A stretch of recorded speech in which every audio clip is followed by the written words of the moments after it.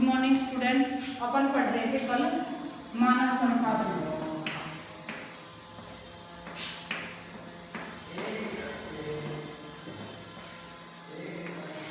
मानव संसाधन, अब संसाधन क्या होता है? हाँ, कल बताया था मैंने। नवीन, संसाधन वो होता है जैसे कोई भी वस्तु जो प्रकृति में जैसे पड़ी है, जैसे खनिज है। खनिज प्रकृति में जैसे पृथ्वी के अंदर विभिन्न प्रकार के खनिज पाए जाते हैं, तो वो संसाधन नहीं है जब तक अपन के लिए उसका उपयोग नहीं होगा। जो भी अपने आसपास उपयोग की वस्तुएं हैं ना, वही संसाधन है जिसे अपन प्रकृति के द्वारा, प्रकृति में तो अनंत चीजें हैं, लेकिन वो संसाधन कब बनती है? जब मनुष्य उसका प्रयोग, मनुष्य के लिए वो उपयोगी होती है। ठीक है, ये मैंने कल अच्छी तरह समझा दिया था, कल आप आए नहीं थे इसलिए नहीं पता। तो मानव संसाधन, अब मानव भी एक प्रकार का संसाधन ही है। पृथ्वी पर विभिन्न प्रकार के संसाधन पाए जाते हैं, लेकिन उनमें से मानव भी एक प्रकार का। अब मानव संसाधन किस प्रकार से है? जैसे मनुष्य संसाधन क्यों बना? क्योंकि मनुष्य, पृथ्वी पर एक मनुष्य ही ऐसा प्राणी है जो कि अपनी बुद्धि से इस प्रकृति को चेंज करके या अपने उपयोग के लायक उसको बनाता है। ये अपन ने पहले भी पढ़ा था। तो इसमें क्या होता है कि मानव संसाधन में जैसे जनसंख्या है, जनसंख्या का वितरण है, कहीं अधिक पाई जाती है, कहीं कम पाई जाती है। या तो प्राकृतिक भौगोलिक स्थिति से अपन देखेंगे तो पहाड़ी क्षेत्रों में या पर्वतीय क्षेत्रों में या मरुस्थलीय क्षेत्रों में जनसंख्या का वितरण कम है।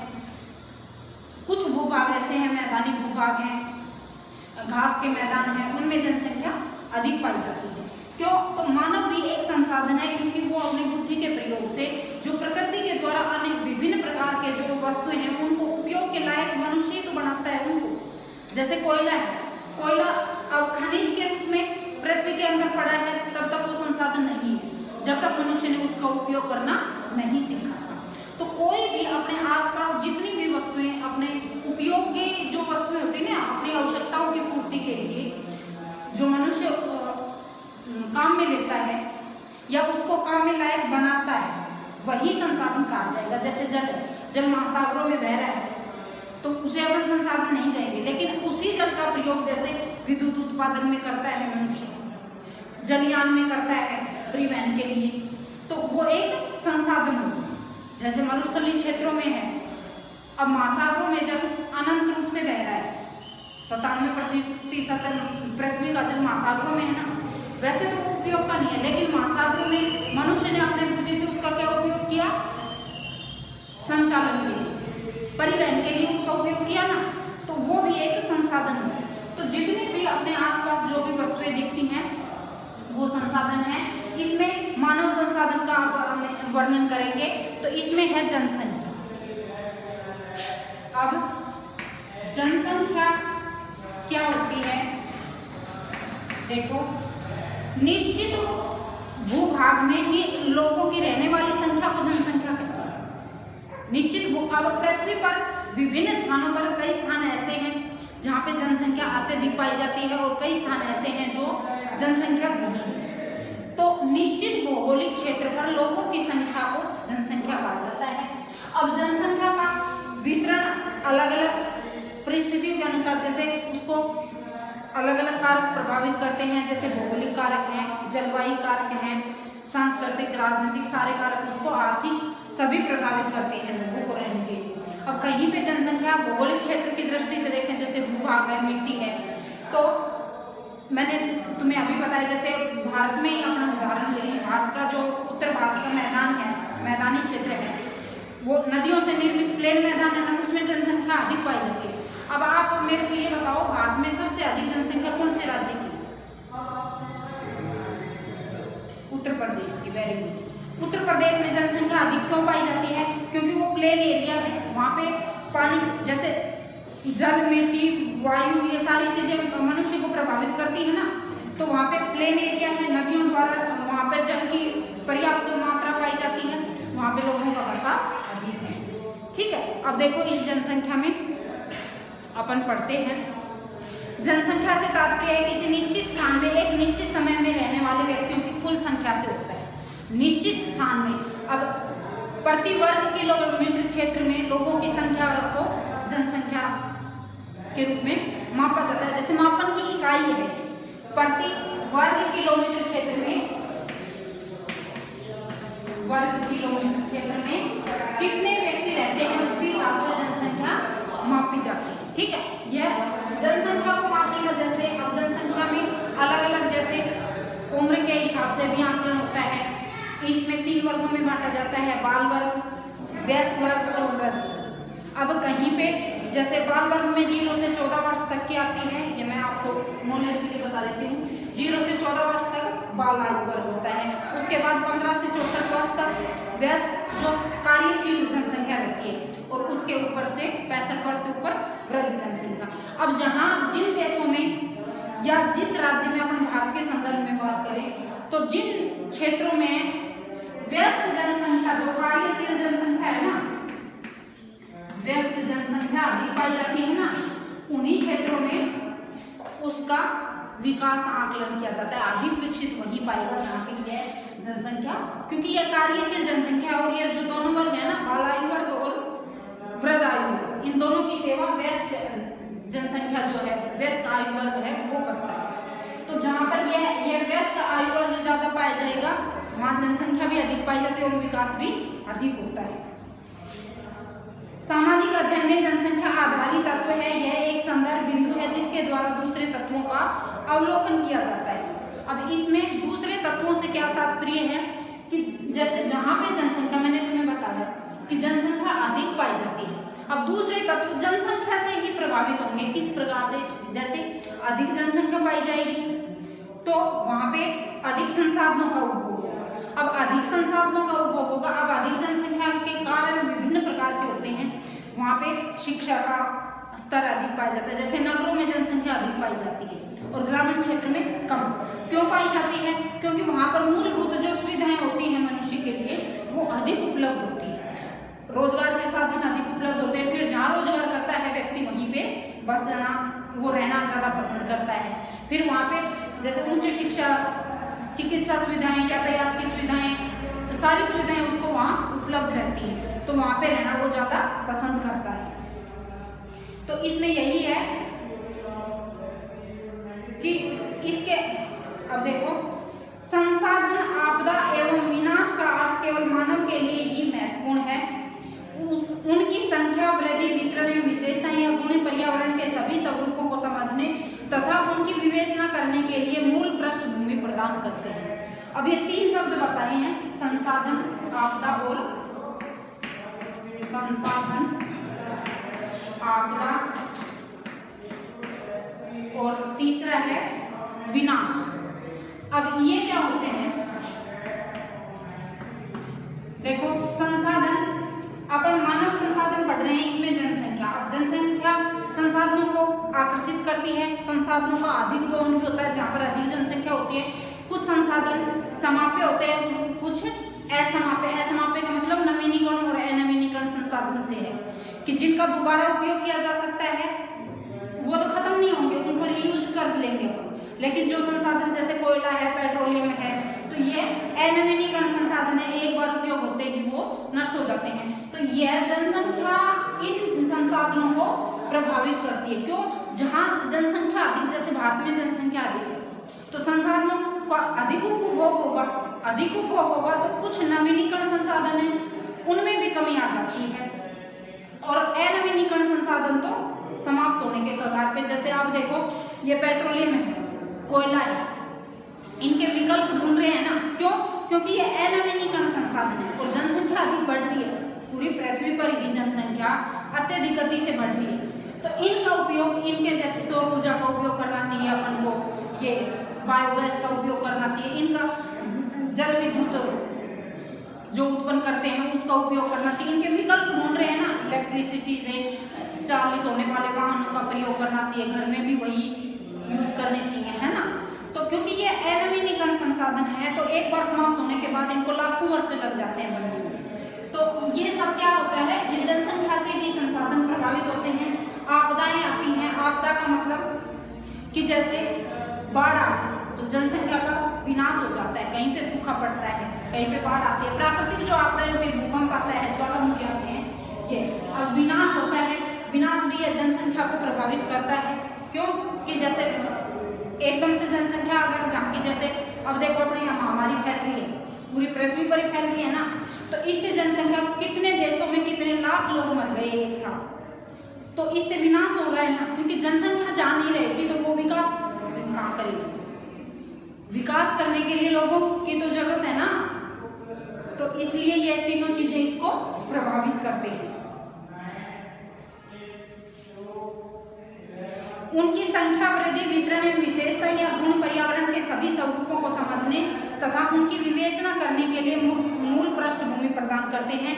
मानव पृथ्वी के संसाधनों का उत्पादन एवं उपयोग करता है, अतः यह जानकारी आवश्यक है कि किस देश में कितने लोग निवास करते हैं, वे कहाँ एवं कैसे रहते हैं, उनकी संख्या में वृद्धि क्यों हो रही है और उनकी कौन कौन सी विशेषताएं हैं। अब जनसंख्या में अपन इन मुख्य बातों का वर्णन करेंगे कि कितने लोग जनसंख्या में वितरण अधिक या कम क्यों है जनसंख्या का पृथ्वी पर, ठीक है, उनकी कौन कौन सी विशेषताएं हैं, इनके कारण क्या हैं। अब भारतीय जनगणना हमारे देश की जनसंख्या से संबंधित जानकारी हमें प्रदान करती है। जनसंख्या की परिभाषा में 3 प्रमुख बिंदुओं पर विचार करते हैं। जनगणना अपने यहाँ कितने सालों में होती है? 10 साल, 10 की, ठीक है। अब जनसंख्या इसमें क्या क्या जनगणना जो होती है इसमें किस किस चीज का अध्ययन किया जाता है, देखो कि जनसंख्या का आकार, वितरण एवं घनत्व। जनसंख्या का आकार, वितरण एवं घनत्व, अब 3 चीजें आएंगी। अब इसमें किन किन का अध्ययन किया जाता है, देखो व्यक्तियों की कुल संख्या अर्थात पुरुष, महिला एवं बच्चे तथा किसी निश्चित स्थान पर कितने व्यक्ति निवास करते हैं। आकार, वितरण एवं घनत्व, 3 चीजें। अब आकार से क्या समझते हो आप? आकार में तो ये होगा कि जनसंख्या सघन रूप में रहती है, किस प्रकार से वो रहती है। अधिक जनसंख्या सघन रूप में रहेगी, विरल जनसंख्या जाए वो विरल रूप में रहेगी, ठीक है। वितरण में भी यही लगभग दोनों समान ही है। वितरण में कि वो इनकी विशेषताएं अलग हो जाएंगी, ये एक देख लो, समझ लो ये, जैसे वितरण और आकार कि पुरुषों की संख्या कितनी है, स्त्रियों की संख्या कितनी है, आयु वर्ग आ जाएगा इसमें, फिर लिंगानुपात आ जाएगा, साक्षरता आ जाएगी। अब इसके बाद है घनत्व। घनत्व में कैसे मापते हैं आप? वितरण तो मैंने बता दिया कि कुल भौगोलिक क्षेत्र में प्रति वर्ग किलोमीटर क्षेत्र में रहने वाले व्यक्तियों की संख्या, ठीक है। अब टोटल आ जाएगा इसमें तो कि कुल जनसंख्या वहां कितनी रहती है, ठीक है। अब घनत्व में ये आ जाएगा, घनत्व के द्वारा अपन इसका वितरण अधिक ज्ञात करते हैं कि प्रति वर्ग किलोमीटर क्षेत्र में रहने वाले व्यक्तियों की संख्या। वितरण में तो पूरे क्षेत्र में टोटल जनसंख्या, जैसे भारत में लगभग 2011 के अनुसार लगभग 121 करोड़ लोग रहते हैं, ठीक है। अब भारत का क्षेत्रफल जो है उसमें कितने करोड़? 121 करोड़ लोग रहते हैं, ठीक है। अब उसमें अपन देखेंगे, ये तो हो गया वितरण, समझ गए ना कि ये तो हो गया वितरण। लेकिन अब मैं ये कह दूं, जैसे अभी मैंने पूछा कि सबसे अधिक जनसंख्या कहाँ की है? उत्तर प्रदेश में,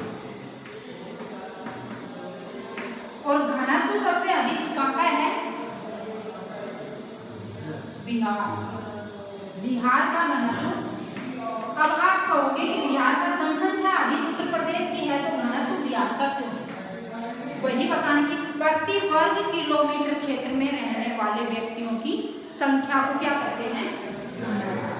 प्रति वर्ग एक निश्चित भूभाग में। अब जैसे बिहार में जनसंख्या भी अधिक है लेकिन सबसे अधिक जनसंख्या उत्तर प्रदेश में, लेकिन बिहार का जो भौगोलिक क्षेत्र है, जितना क्षेत्रफल है उसमें व्यक्ति जैसे प्रति वर्ग किलोमीटर में 1000 कुछ व्यक्ति है इसकी संख्या, कि इतने व्यक्ति वहां निवास करते हैं, ठीक है। तो घनत्व से मतलब क्या हुआ कि प्रति वर्ग किलोमीटर क्षेत्र में रहने वाले व्यक्तियों की संख्या। जैसे अब आप देखोगे जो महानगर है उनमें जनसंख्या का घनत्व, क्योंकि भौगोलिक क्षेत्र कम है वहाँ और जनसंख्या वहाँ पे अधिक है, तो घनत्व अधिक हो जाएगा। जैसे अपने यहाँ जयपुर है, जयपुर का घनत्व अधिक है। जोधपुर जो ये दिल्ली, बम्बई, कोलकाता, चेन्नई, बेंगलोर, हैदराबाद, इनका घनत्व अधिक है क्योंकि भौगोलिक क्षेत्र कम है वहाँ। और ये इसके कारण वही है, सारे जो वितरण और घनत्व के दोनों के सेम ही कारण हो जाएंगे। भौगोलिक वातावरण, रोजगार के अवसर, जलवायु, ये सारी परिस्थितियां इनको प्रभावित करती हैं। ठीक है, अब वितरण और घनत्व में अंतर समझ में आ गया। टोटल जनसंख्या तो हो जाएगी वितरण। अब वो अलग अलग क्षेत्रों में वितरण में यह नहीं कि जैसे अब अपन ने बता दिया वितरण में उत्तर प्रदेश की जनसंख्या सबसे अधिक है और सबसे कम जनसंख्या कहाँ की है? नहीं, सिक्किम की है सबसे कम जनसंख्या। और घनत्व सबसे अधिक बिहार का है और सबसे कम किसका है? अरुणाचल प्रदेश का। अरुणाचल प्रदेश का है सबसे कम घनत्व। ठीक है, 17 व्यक्ति प्रति वर्ग किलोमीटर ही रहते हैं। अब देखो इसमें ये तो हो गया। अब है जनसंख्या वृद्धि एवं जनसंख्या परिवर्तन। दूसरा पॉइंट है किसी स्थान पर जनसंख्या में निश्चित समय अवधि में जनसंख्या में वृद्धि तथा उसमें परिवर्तन व उसका कारण। अब जनसंख्या में वृद्धि, दूसरा इसमें बताया, पहला तो था ये आकार, वितरण और घनत्व। दूसरा है जनसंख्या में वृद्धि, वृद्धि से भी परिवर्तन आता है। अब वृद्धि को किस प्रकार से मापते हैं यह तुम्हें पता होना चाहिए। जनसंख्या की वृद्धि, जनसंख्या की वृद्धि को इस प्रकार से मापते हैं कि जैसे अब अपने यहाँ जनगणना कब होगी? 2021 में होगी, लेकिन अब 2020 है तो अपन जो पहली जनगणना है 2011 में से 2001 का जो आंकड़े हैं वो घटा देंगे, वो दशकीय वृद्धि दर आ जाएगी कि इनमें बढ़ी है या घटी है जनसंख्या। ठीक है ना, इनका जो अंतर आएगा ना जनसंख्या का, वही जनसंख्या वृद्धि हो जाएगी या प्रतिशत में मापी जाती है। ठीक है ना, हाँ। तो जनसंख्या घनत्व प्रति वर्ग किलोमीटर क्षेत्र में रहने वाले व्यक्तियों की संख्या, ये तुम्हें पता होना चाहिए कि घनत्व कैसे मापा जाता है। अब जनसंख्या वृद्धि की पिछली दशकीय जो जनसंख्या है उसमें से उससे पिछले जो जनगणना हुई है उसकी संख्या को घटा देंगे तो वो जनसंख्या वृद्धि आ जाएगी। अब आगे है जनसंख्या के गुण एवं विशेषताएं। अब गुणों में व्यक्तियों की उम्र, लिंगानुपात, साक्षरता, व्यवसायिक संरचना और स्वास्थ्य। अब देखो जनसंख्या के गुण और विशेषताएं। अब इसमें ये दो चीजें बताई हैं। पहले तो व्यक्तियों की उम्र, उम्र में आयु वर्ग आ जाएगा, मैंने तुम्हें पहले भी बताया था। दूसरा है साक्षरता, साक्षरता, साक्षरता का तो मतलब तुम्हें पता ही है कि कितने लोग वहाँ साक्षर है, जिसमें महिलाओं की और पुरुषों की संख्या अलग अलग निकाली जाती है। ठीक है, अब उसके बाद है लिंगानुपात। लिंगानुपात कैसे ज्ञात किया जाता है? प्रति अपने भारत में है स्त्रियों की संख्या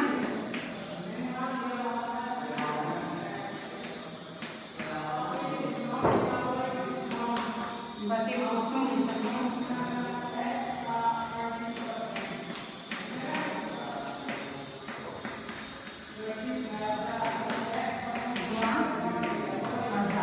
इस सूत्र के द्वारा लिंगानुपात निकाला जाता है।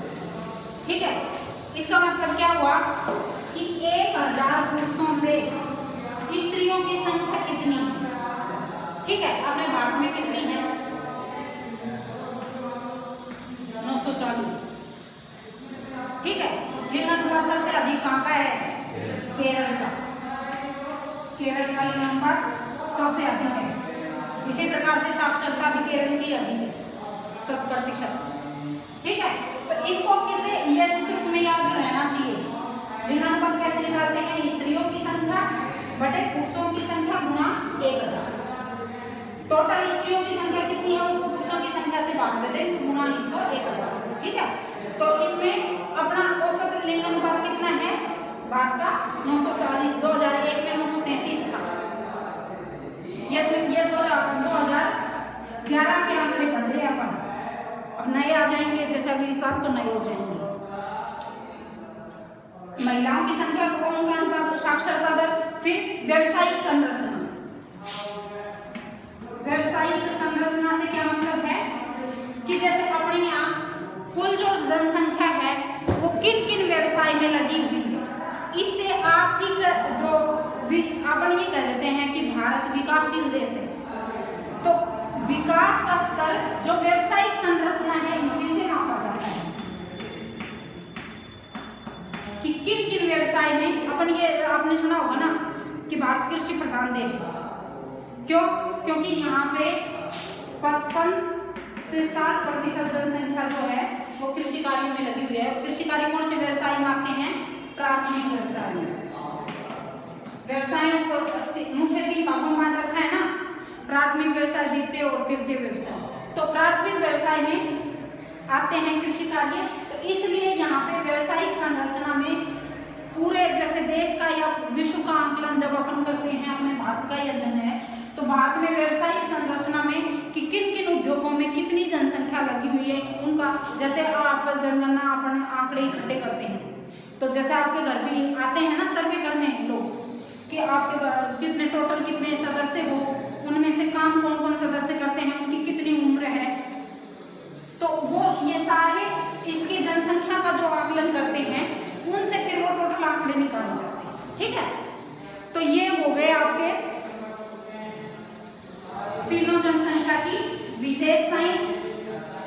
अपन ने पढ़ी है जनसंख्या का आकार, वितरण और घनत्व। उसके बाद जनसंख्या के वृद्धि और जनसंख्या में परिवर्तन। उसके बाद है जनसंख्या का व्यवसायिक संरचना या गुण एवं विशेषताएं। इसमें अपन ने पढ़ा व्यवसायिक संरचना, साक्षरता, लिंग अनुपात, ये सारी चीजों का अपन अध्ययन करते हैं और ये जनसंख्या को प्रभावित किस प्रकार से करते हैं ये मैंने तुम्हें समझा दिया। अब अपन कल पढ़ेंगे जनसंख्या का आकार एवं वितरण। इसमें अलग अलग जैसे राज्य की जनसंख्या का अपन कि सबसे अधिक जनसंख्या कहाँ की है, सबसे कम किधर की है, ये अपन कल पढ़ेंगे। ठीक है।